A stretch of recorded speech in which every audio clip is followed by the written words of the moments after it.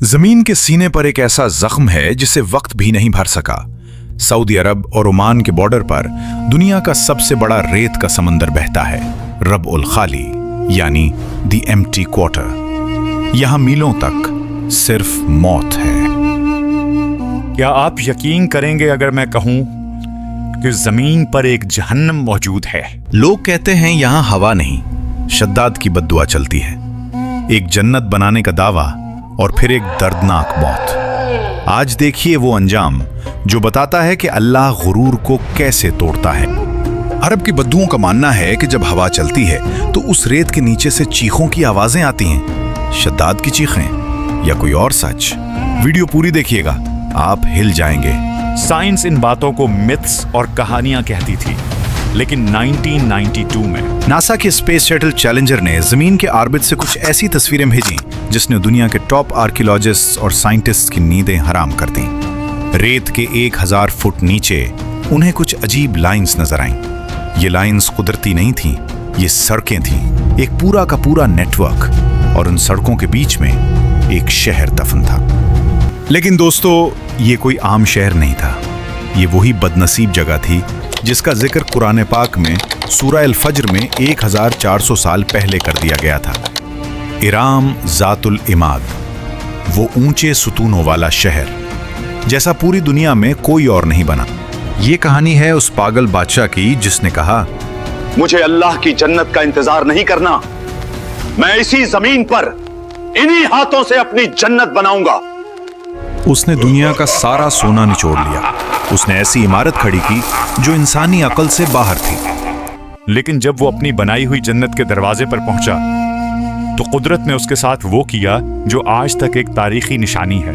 क्यों वो एक कदम अंदर ना रख सका? और नासा को वहां रेत के नीचे आखिर क्या मिला जो वो दुनिया से छुपाना चाहते हैं? इस कहानी की जड़ें बहुत गहरी हैं। ये वक्त है हजरत नूह अलैहिस्सलाम के तूफान के बाद का। जमीन पानी से साफ हो चुकी थी और इंसान दोबारा आबाद हो रहे थे। अरब के इलाके अहकाफ, जो आज यमन और ओमान के बीच है, में एक कौम पैदा हुई, कौम आद। दोस्तों, आज हम खुद को डेवलप्ड कहते हैं, लेकिन कुरान गवाह है कि कौम आद जैसी ताकतवर कौम आज तक पैदा नहीं हुई। उनके जिस्म मैसिव थे। रिवायात में आता है कि उनका कद 60 फीट से लेकर 100 फीट तक होता था। ये लोग माहिर इंजीनियर्स थे। ये मैदान में घर नहीं बनाते थे, बल्कि ये पहाड़ों को मोम की तरह काटकर उनके अंदर महल बनाते थे। उनकी ताकत का ये आलम था कि ये बड़े बड़े पत्थर अपने हाथों से उठाकर मीलों दूर ले जाते थे। उन्हें अपनी ताकत पर इतना नाज था कि ये अक्सर चिल्ला कर कहते, मैं नशद्दु मिन्ना कुव्वा। यानी कौन है जो हमसे ज्यादा ताकतवर है? इतना गरूर। लेकिन जिस कौम पर अल्लाह का करम था वो जल्द ही रास्ता भटक गई। उन्होंने अल्लाह का शुक्र अदा करने की बजाय बुत परस्ती शुरू कर दी। उन्हीं लोगों में उस वक्त के हुक्मरान के घर 2 बेटे पैदा हुए। एक का नाम था शदीद और दूसरा शद्दाद। बचपन से ही उन दोनों भाइयों के दिलों में रहम नहीं बल्कि हुकूमत की भूख थी। बाप के मरने के बाद उन दोनों ने सल्तनत को आपस में बांट लिया, लेकिन उनका ख्वाब सिर्फ यमन नहीं, पूरी दुनिया थी। शद्दाद और शदीद ने अपनी फौजें तैयार की। ये फौजें आम इंसानों की नहीं बल्कि उन्हीं कौम आद की थीं।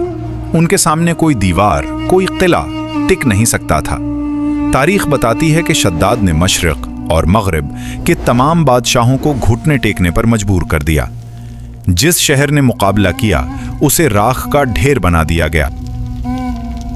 कुछ अरसे बाद शद्दाद का भाई शदीद मर गया। अब पूरी दुनिया की ताकत सिर्फ एक शख्स के हाथ में थी, शद्दाद। उसे कहानियां सुनने का जुनून था। वो रात भर अपने दरबार में पुरानी किताबें और सफरनामे सुनता। एक रात एक नासेह ने पुरानी आसमानी किताबों का हवाला दिया। हकीकत यह है कि ये दुनिया फानी है। आने वाले वक्त में नबी आएंगे जो बताएंगे कि असली जिंदगी मरने के बाद है। जो अल्लाह की इताअत करेगा उसे जन्नत मिलेगी। शद्दाद ने पूछा, ये जन्नत क्या है? नासेह ने जवाब दिया, वो एक ऐसी जगह है जहां की ईंटें सोने और चांदी की हैं, जमीन मुश्क की है, वहां दूध और शहद की नहरें बहती हैं और वहां कोई बीमार या बूढ़ा नहीं होता। शद्दाद ने जोर से कहका लगाया और कहा, बस یہ ہے وہ انعام جس کے لیے میں کسی خدا کے آگے جھکوں؟ میں دنیا کا مالک ہوں، ایسی جنت تو میں خود بنا سکتا ہوں، مجھے مرنے کا انتظار نہیں کرنا، میں اسی زمین پر جنت بناؤں گا۔ شداد نے اپنے کمانڈرز کو کہا جہاں بھی سونا، چاندی، موتی، یاقوت ملے سب میرے پاس لے آؤ، یہاں تک کہ عورتوں کے گلے کے ہار بھی چھین لو۔ شداد نے یمن اور عمان کے درمیان ایک جگہ منتخب کی۔ اس شہر کا نام رکھا گیا ارام۔ اس نے دنیا کے بہترین آرکیٹیکٹس، انجینئرز اور یہاں تک کہ جادوگروں کو بھی بلایا۔ اس نے کہا، مجھے مٹی کا گارا نہیں چاہیے، مجھے دیواریں صرف سونے اور چاندی کی چاہیے۔ یہ تعمیر 10 سے 20 سال نہیں چلی، یہ 300 سال تک چلتی رہی۔ اس زمانے میں لوگوں کی عمریں لمبی ہوتی تھیں۔ اس دوران لاکھوں مزدور گرمی اور بھوک سے مر گئے۔ ان کی لاشوں کو وہیں ریت میں دفن کر دیا جاتا، مگر کام نہیں رکتا تھا۔ اسی دوران اللہ نے قوم عاد کی ہدایت کے لیے حضرت ہود علیہ السلام کو بھیجا۔ حضرت ہود علیہ السلام شداد کے پاس گئے۔ انہوں نے فرمایا، اے شداد، تو اپنی طاقت پر گھمنڈ کرتا ہے، یہ سب اللہ کا دیا ہوا ہے۔ ڈر اس دن سے جب یہ سب مٹی ہو جائے گا، توبہ کر لے۔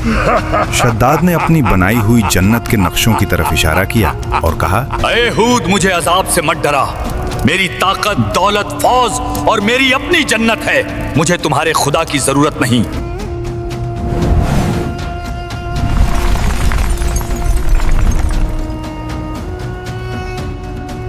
دوستو، تاریخ کی کتابوں میں ارام کا جو نقشہ کھینچا گیا ہے وہ سن کر آج بھی عقل دنگ رہ جاتی ہے۔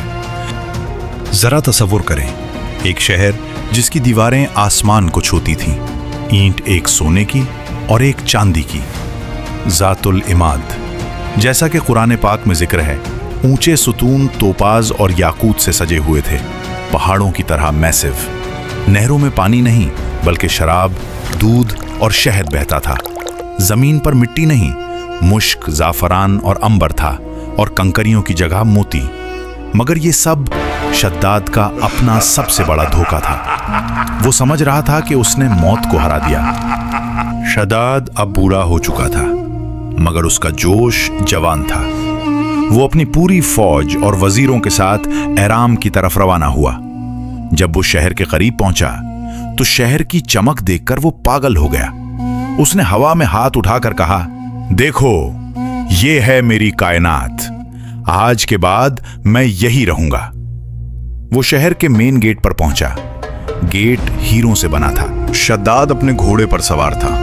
اس نے فیصلہ کیا کہ وہ اتر کر شان سے پیدل اپنی جنت میں داخل ہوگا۔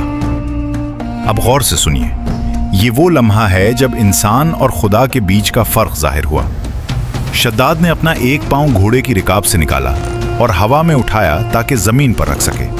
وہ مسکراتا ہوا گیٹ کی طرف دیکھ رہا تھا۔ ابھی اس کا پاؤں ہوا میں ہی تھا کہ اچانک وقت رک گیا۔ شداد کی آواز کانپ اٹھی، تو کون ہے؟ میں تیری موت ہوں۔ شداد گڑگڑایا، بس ایک نظر، ایک قدم اندر۔ ملک الموت نے کہا، اللہ کا حکم ہے، اب ایک سانس بھی نہیں ملے گی۔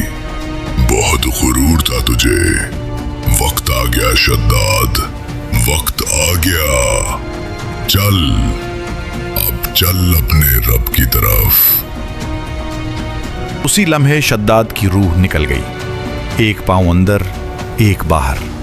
وہ اپنی جنت میں داخل ہوئے بغیر مر گیا۔ لیکن کہانی یہیں ختم نہیں ہوئی، حساب ابھی باقی تھا۔ آسمان سے حضرت جبرائیل علیہ السلام کی ایک چیخ آئی، ایسی کہ دل پھٹ گئے، زمین کانپ اٹھی، ریت کا طوفان اٹھا اور زمین پھٹ گئی۔ سونے کے محل، ہیروں کے ستون، سب کچھ نگل گیا۔ چند لمحوں میں صرف ریت رہ گئی۔ ارام غائب ہو چکا تھا۔ صدیوں تک لوگ سمجھتے تھے کہ ارام صرف ایک مت ہے، عربین نائٹس کی کہانی ہے، لیکن قرآن سچ کہتا تھا۔ کچھ سال پہلے 1980 میں لاس اینجلس کے ایک ڈاکیومنٹری فلم میکر نکلس کلیپ نے اس شہر کو ڈھونڈنے کا مشن بنا لیا۔ انہوں نے پرانی تاریخ اور ناسا کی ٹیکنالوجی کو ملایا۔ ناسا کے اسپیس شٹل چیلنجر نے امیجنگ ریڈار استعمال کیا۔ یہ ریڈار زمین کے نیچے دیکھنے کی صلاحیت رکھتا تھا۔ نتیجہ حیران کن تھا۔ ओमान के शिसर इलाके में रेत के नीचे पुराने कैमल ट्रैक्स नजर आए। ये सारे रास्ते एक ही पॉइंट पर जाकर मिल रहे थे। 1992 में जब टीम वहां पहुंची और खुदाई शुरू की तो वहां से मैसिव टावर्स और पिलर्स निकले। नेशनल जियोग्राफिक ने हेडलाइन लगाई, Atlantis of the Sands found. Scientist की रिसर्च से पता चला कि यह शहर एक मैसिव लाइमस्टोन कैवर्न के ऊपर बना था। शायद ज़लज़ले या उस चंगार के बाद वो गार कोलैप्स हो गई और पूरा शहर सिंक होल बनकर जमीन में धंस गया, बिल्कुल वैसा ही जैसा कुरान में अजाब का मंजर आता है। शद्दाद की कहानी सिखाती है, इंसान जितना भी आगे चला जाए खुदा से बड़ा नहीं हो सकता। और तकब्बुर का अंजाम मिट्टी है। कहते हैं उसका खजाना अब भी रेत के नीचे दफन है। आपको क्या लगता है? अगली वीडियो तक के लिए मुझे दें इजाजत। अल्लाह आपका हामी और नासिर हो। सब्सक्राइब करना ना भूलिएगा। अल्लाह हाफिज।